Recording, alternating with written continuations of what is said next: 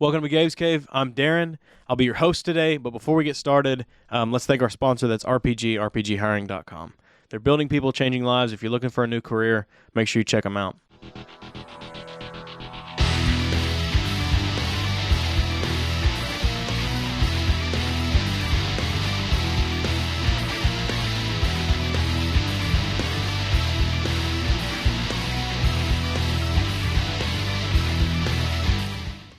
Big review today, I suppose. I'm a huge Star Wars fan. I have been for a long time, since I was like 2, maybe. I mean, I might have been older than that. I might have been younger than that. Huge Star Wars fan. I mean, I've got an Episode 1 Phantom Menace from the movie theater poster right here. I've got paintings, Legos. You should see my Hot Toys and Sideshow collection I have here. It's goofy. I'm a Star Wars nerd. We're talking about Kenobi. Hopefully everyone's seen it already by now, and I'm sure there's a whole lot of different opinions out there. People probably liked it. People probably didn't like it, but I'm going to give you mine. And I'm going to start off with the bad and go to the good, and then to where's it going. All right, so things I didn't like. I'm going to start off by saying it. I did not like Leia at all. Her whole storyline in the show was pointless. I don't like that Disney's shows lately have all been about children, especially Star Wars. Star Wars is not about small children. Star Wars is about the Skywalkers. Star Wars is about Star Wars, the War of the Stars, and a long, long time ago in a galaxy far, far away. It's not about children and, centered around it like Grogu and Leia and baby Luke and whatever else children they want to add into it. It's not what it's about. I feel like her character was quite annoying. I'm not the biggest fan of that whole thing, and I know it's not her fault as an actor. It's writing. It's the story of it. The plot was messed up. In A New Hope, this literally takes place 10 years after Revenge of the Sith and 10 years before New Hope. So like she would have been like 10 years old or something like that. Well, 10 years is not that long of a time, especially for Obi-Wan, who is a pretty sound Jedi master. You're supposed to be, at least. The show depicted something different. Reva.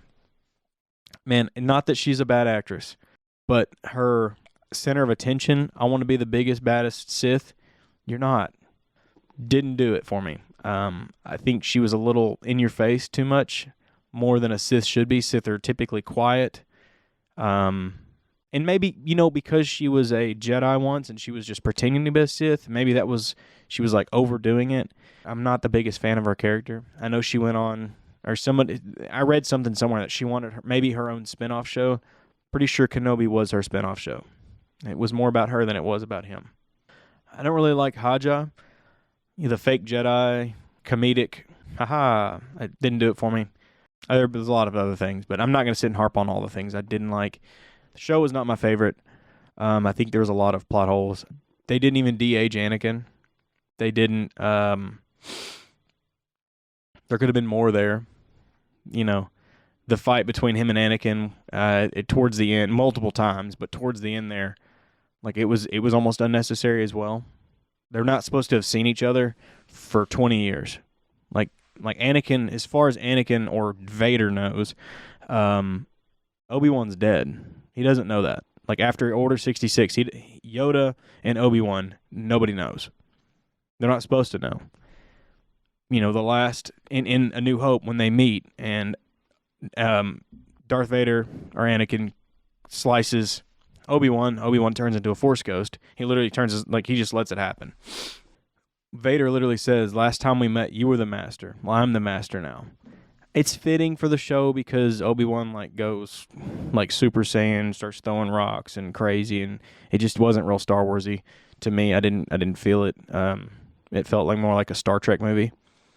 But that was more the case in episode 3 on Mustafar when they were fighting in the lava planet, because literally Obi-Wan was the master. Obi-Wan was stronger than he was. Obi-Wan did know better sword fighting skills and force skills and everything. He had the high ground. It's over, Anakin! I have the high ground! I'm just saying. then it makes sense for them not to see each other for 20 years, and then Vader is now stronger than he is.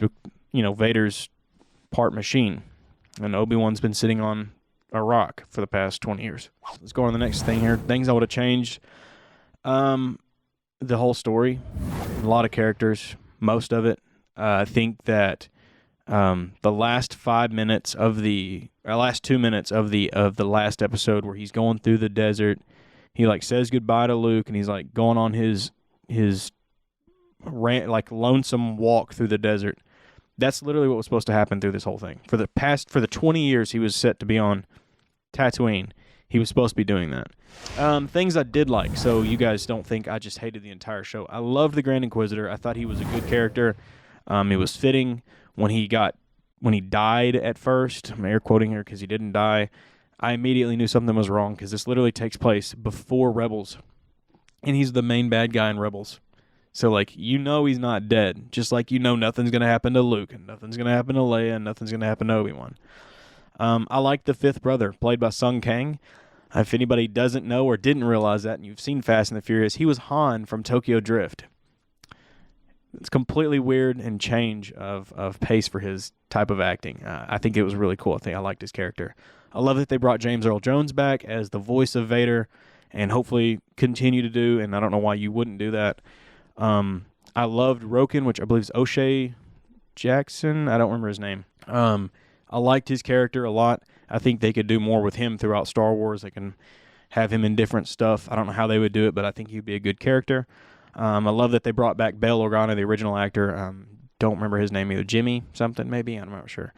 Glad that they brought him back. Owen and Beru, the original Owen Beru from Episode 3. I'm glad that they came back and they looked right. Everything looked good. The scene, the house, everything looked right. With that, Tamura Morrison was in it. Also liked that he was as a clone trooper, and this was in the Empire, so clone troopers were kind of just like thrown away at this point because they no longer used them. It was also the first time that Tamura Morrison ever put on an actual clone trooper armor because everything else was CG'd in the last movies. I thought it was cool that they actually made and incorporated real clone armor instead of CG in it whenever they're fighting, and the flashbacks and all that stuff. That was cool. I really thought the idea of them like encasing all the Jedi down in like the temple, the Inquisitor temple, whatever you call it, it looked like they were encased in amber, like off of Jurassic Park, the mosquito thing. I don't know what it was, but I thought that was cool. There was a lot of throwbacks. There's a lot of like cameos from like characters from the Clone Wars and Episode 2 and Episode 3. That was really cool. And I really enjoyed the last 2 minutes of the last episode. It was probably my favorite part of the whole season, where we did get to see Obi-Wan finally say goodbye to Luke. Not that he wasn't going to go see him anymore, but he was definitely going to watch over him. But it was time for him to let go of his past and go train. And that's when Qui-Gon finally, through the whole show, Qui-Gon finally showed up because it's, I guess, what he needed to get to Qui-Gon. I don't know. But this isn't the first time he's talked to Qui-Gon, so it's in the show he was acting like he had never talked to him since he died, but this isn't the first time he's talked to him. But I'm glad that he finally got to see him, and that was kind of his thing. He was going off into the valley where he kind of lives at in A New Hope. Anyways, Ewan McGregor, his performance was awesome. I liked him throughout. I liked how they made him look. I liked how he was aged. Obviously, he is aged because he hasn't been in Star Wars for 10 years or 15 years. So it's fitting. It's fitting. And I think in the next one, they'll make him look a little bit more like Alec Guinness. And it will be even better. So hopefully that's what we get to see. And this is kind of going into where is it going. And I'm hoping that where it is going is we get to see the training with Qui-Gon finally. We get to see maybe a live-action version of Twin Sons, which would just be, it already happened in Rebels, and it would just be Obi-Wan and Darth Maul's last fight. It could be just a quick little and then that's it. It's just an exact replica of what happened in Clone Wars. In Rebels, we could see Ezra, we could see Ahsoka, we could see the whole crew from Rebels. I mean, that could be a good intro for all of this stuff to happen because at some point they all intertwine in that 20-year period. So that is it for my review on the show, and I hope you enjoyed it. And please let me know if there's things you did agree with, didn't agree with, and things that I might have missed. We're going to go right on to the giveaway this week because we know everybody's looking forward to it. We're giving away Foon Sats cards, and we'll run the giveaway right now.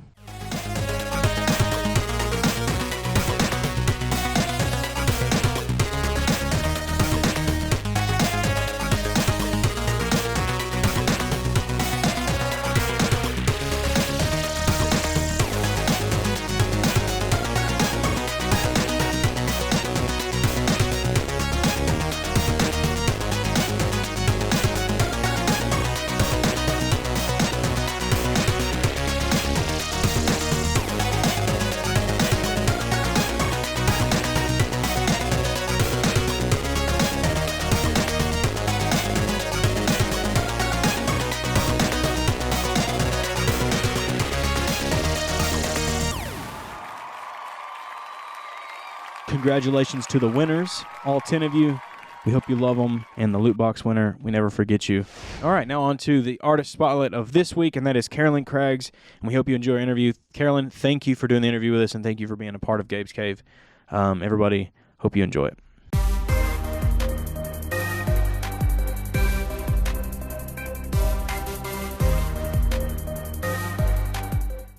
Hey everybody, welcome to this segment of Meet the Artist. This is Uncle Nasty. I have a very talented lady by the name of Carolyn Craggs here today, and she is going to talk to us about her cars. How you doing, Carolyn?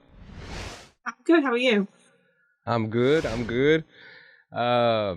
Real quick, tell us a little bit about yourself. Where are you from? Yeah, I'm from the UK, so I live in the northeast of England, in a town called Darlington. It's always raining here, as you might expect, because it's in England. I've been doing sketch cards now for about 5 years. Prior to that, I'd re-entered the art world just on a bit of a whim, really, maybe about 7 or 8 years ago. Prior to that, I hadn't really picked up a pencil since high school. And I've just been enjoying it ever since, really, and just going from piece to piece and picking up different interests along the way and meeting lots of cool people like yourselves and different artists. It's a really great community. Right. Thank you. Well, I'm glad that you were on again. And these cards, you definitely, you threw a selection out there this time. So there's definitely something for everybody in here. Yeah. I tried to cover all bases. I figured that, there's a few personal choices in there, which I'll explain to you throughout the interview. But there is definitely something for everyone. Okay, well let me ask you one question before we start this off. How was it that you found out about Gabe's Cave? Did we reach out to you? I think so. I think that I want to say that one of the other artists who, Jamie Richards, who's one of the Tops artists, I'm sure he had put me in touch with Marty. I'm sure it was Jamie. And we just had a chat and went from there. And I did some cards last year for yourselves. And then I'm back on again for this one. Yeah, well, let's go ahead and let's jump in and start on these cards. Yeah. If I hold them up like this, can you see them? Nearly, yes, I can. Yes, I think, yes. Is that the Gandalf one? Yes, it is. That's Gandalf. Yes, it is. So what made you want to choose him? I'm a huge Lord of the Rings fan, and I've never had a chance to really do much Lord of the Rings work by commission or otherwise. I know they've got a new card set coming out shortly, which I think has been in the pipeline for a long time. Due to COVID, I think it's been delayed. That would be the official Lord of the Rings set, if you like. But as I say, it's a fandom which I really enjoy, and I really love Ian McKellen. So I thought this time I would do something Lord of the Rings because I've never had the chance to do it before. So I'm really pleased with how that one turned out. So yeah, he's probably my favourite, I think, out of the ones that I did. Well, yeah, somebody's definitely going to be lucky with that one. I'm going to hold another one up. Mm-hmm. Let's see if you can see her.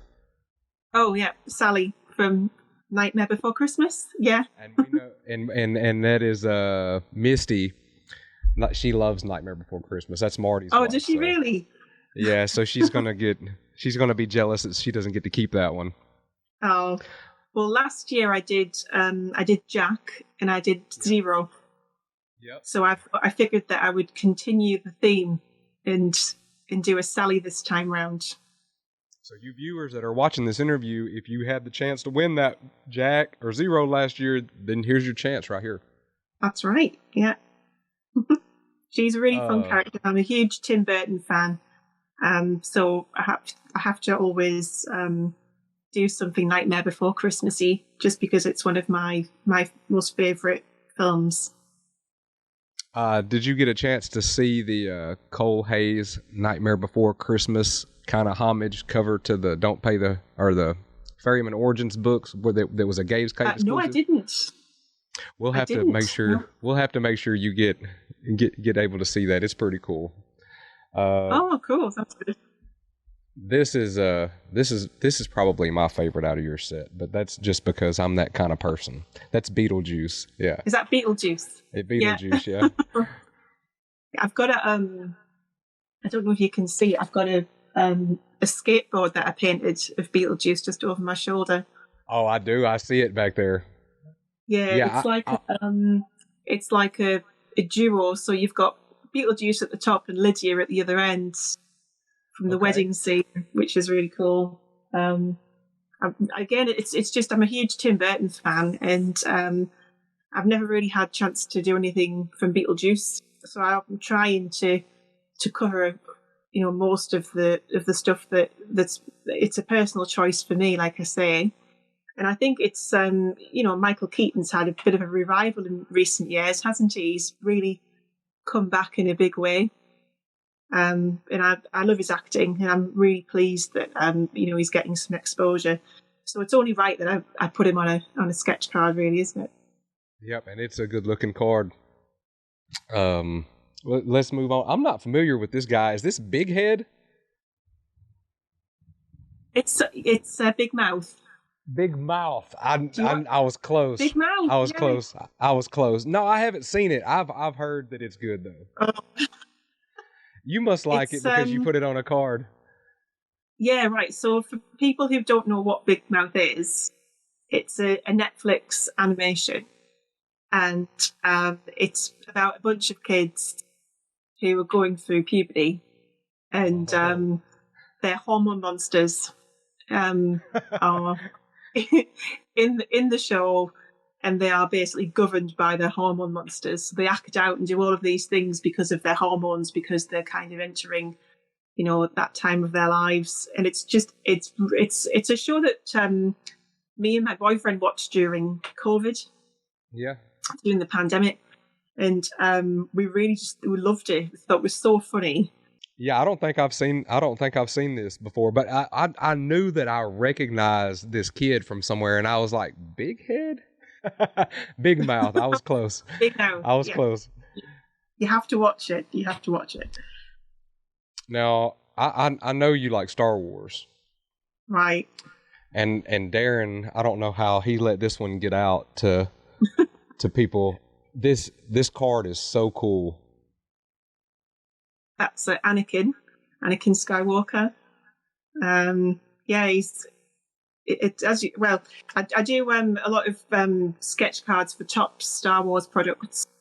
I've been doing those for maybe 5 years now, and I've had a chance to draw and paint Anakin on and off over the years. And I didn't do any Star Wars cards last time, but I thought I would do an Anakin Skywalker card because I was anticipating. I thought, maybe he's going to be in the new Kenobi series that's coming out. I think he is, isn't he? I'm not sure, but I know. Who knows? Yeah, this card though, you can feel it. Like he's trying to choke you through this piece of card right here. Right. This would be a good card for anybody to get. Yeah, if you're a big Star Wars fan or Anakin fan, then that's going to be one for you. And this is going to be another character that you're probably going to have to tell me who this is. Oh, right. Have you seen Squid Game? I have not. That's another one I have not seen. But now that you say that, I recognize this image because I have seen this related to Squid Game. Yeah. Apparently I don't watch enough Netflix. You don't? No. And if anyone who's watching hasn't seen Squid Game, then I would probably say that you need to be of a certain age to watch that. I wouldn't recommend that the kids watch it because it's a bit gory and a bit intense. But it's essentially I think it's a Korean production. And correct me if I'm wrong on that, by the way. But it's basically people who have fallen on hard financial times, and they're offered the chance to win a bunch of money, and they enter this game where they don't seem to realise that the only way out of it is by killing off everybody else in the game. So it's a bit brutal. You either win or you die, yeah. Yeah, right. And this particular character is, well, I'll not spoil it for you, but she's in one of the games. So Okay. it's definitely one to. It's a really good show. I really enjoyed it. Yeah, So again, a personal choice. I have a 17-year-old that has seen it, and he told me that I Right. needed to watch it. I just hadn't got to it yet, but I definitely will now. I have somebody else telling me that I ought to check it out. Now, this guy, Yeah. though, when it comes to being brutal, this is something I am very familiar with, and that is Michael Myers. Michael Myers, right? Okay, you're a big Halloween fan. I'm way more of a Michael Myers guy than I am a Jason guy or a Freddy guy. Same. It's kind of like It's kind of like you're either the Rolling Stones or the Beatles. You Yeah. know, one of the two. Yeah, So- it's the same for me. I'm a huge horror fan. I love horror films, and again, Halloween's just had a bit of a revival because of the film that came out last year. I'm sure there will be more. They always say it's the last one, but I'm sure that there will be more. And Michael Myers is definitely iconic, isn't he? Oh yeah, have you seen the Rob Zombie Halloween? I haven't. Well, now that I get to share something with you, the Come on. Rob Zombie Halloween 1 and 2 is awesome. Mhm. You get to see I'll Michael check it more out. as a kid. Oh yeah. It gives more of a backstory to why he turned into who he was. Oh, okay. I'll definitely check that out then. I'll have to look at that. And next up, continuing around in the same color patterns, we have Dorothy here. Yeah. I'm a huge Wizard of Oz fan. Always have been from being very little, and I love Julie Garland. I'm a big fan of the silver screen.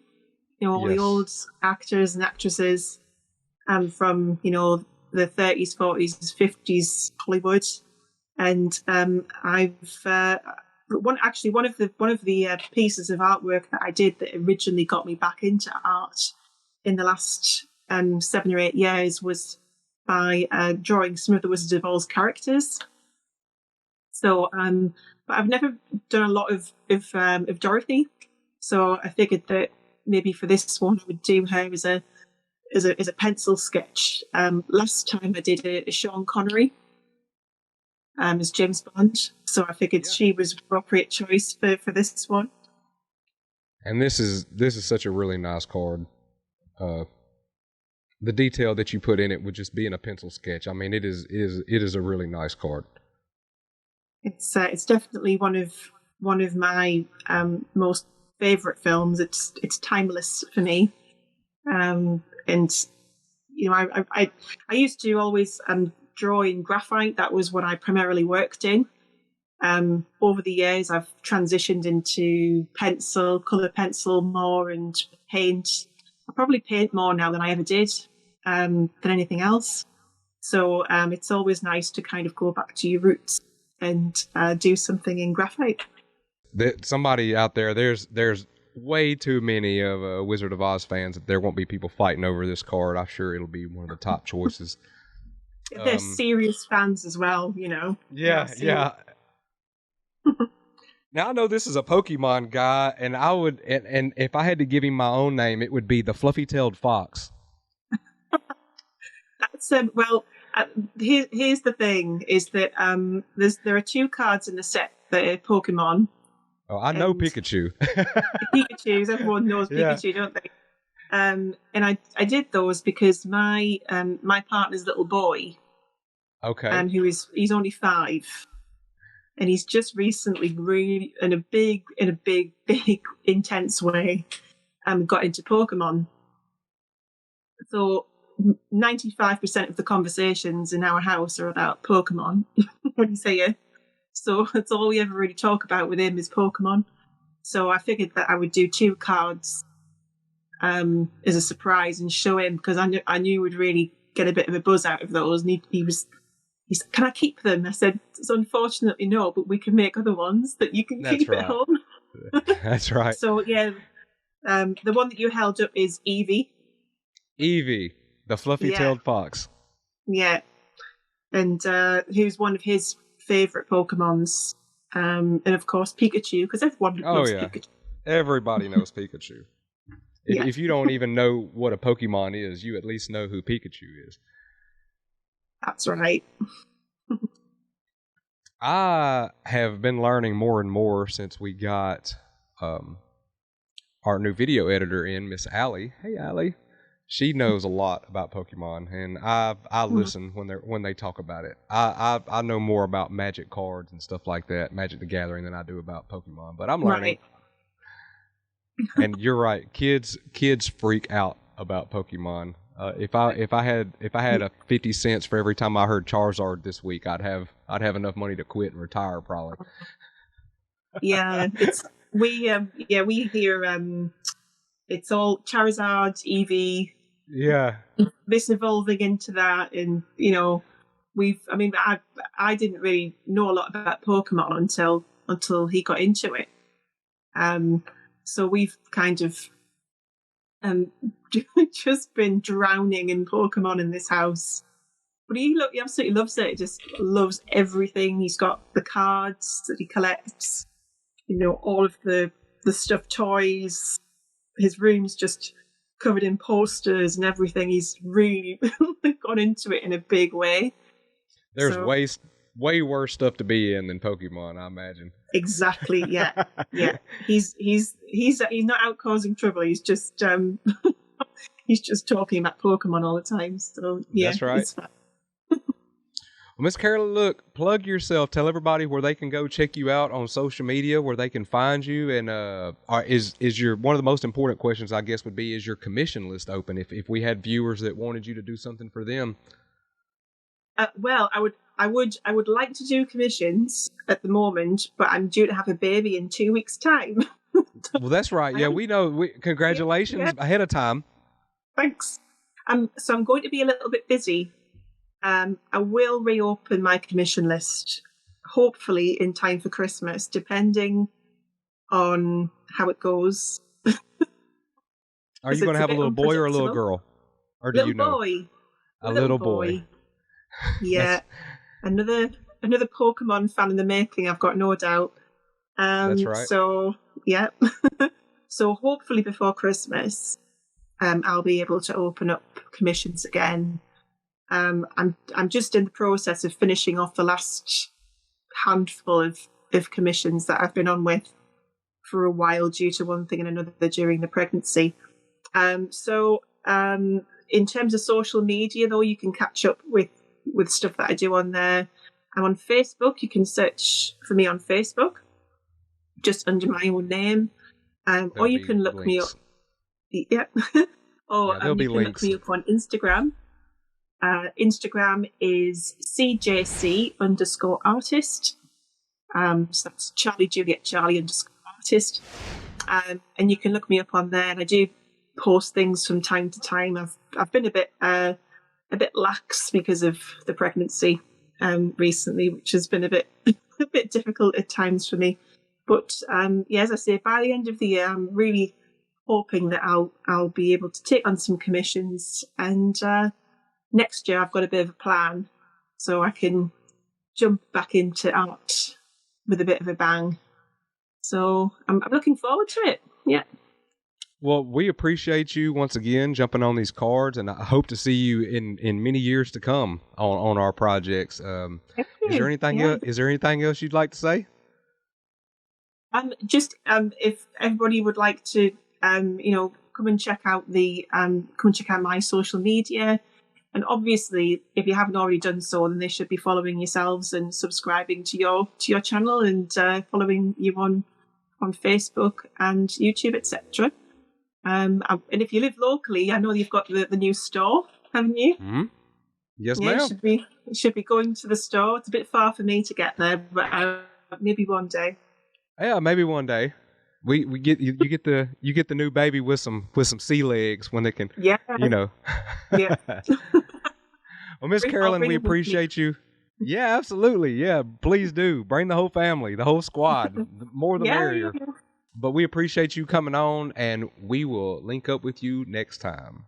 That's great. Thanks for having me. Thanks, Thank Miss you. Carolyn. Bye-bye. Bye.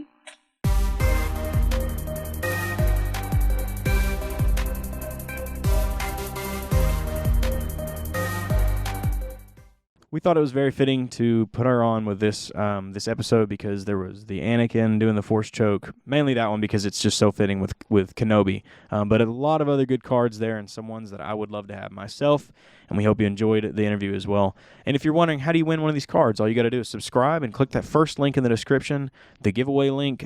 Fill that out. Make sure you fill it out right because if you submit it, that's your only time you can submit it, and we want to make sure that we can get them out to you because it's free. You don't have to pay for anything. The shipping and everything is free, but if you don't fill it out right, we're not going to be able to get it to you. We do appreciate it if you comment on videos and you like videos and you recommend it to your friends and, let other people know about it because we're giving away free stuff here and all we do is just talk about random junk and give away stuff. That's our whole channel. We love doing that and we think it's fun. Most of the YouTubers have these big competitions and maybe they'll give stuff away, maybe they won't. We give stuff away. Ask anybody that wins. I promise you we do give stuff away. Before we get off here, I do have some upcoming cons and some announcements here. We've been announcing it a lot lately, but we want everybody to hear it if you're just now getting new to the channel or getting on here and you're new to the channel. We'll be in Salina, Kansas at the Salina Comic-Con July 16th and 17th. We'll be in Enid, Oklahoma at the Enid Con August 6th and 7th. We will be at Cowtown Comic-Con in Hurst, Texas, October 22nd and 23rd. I'm looking forward to that. All of our friends, our artists, just Chris Hayes, Cole Hayes, David Sanchez, Ken Salinas, McLean McGuire. The list goes on and on and on. We have so many friends that go to that, and we don't ever get to see them except for Cowtown and maybe a few other cons of the year. But I'm looking forward to that one. If you're in Dallas area, please stop and hang out with us. It's a cool con.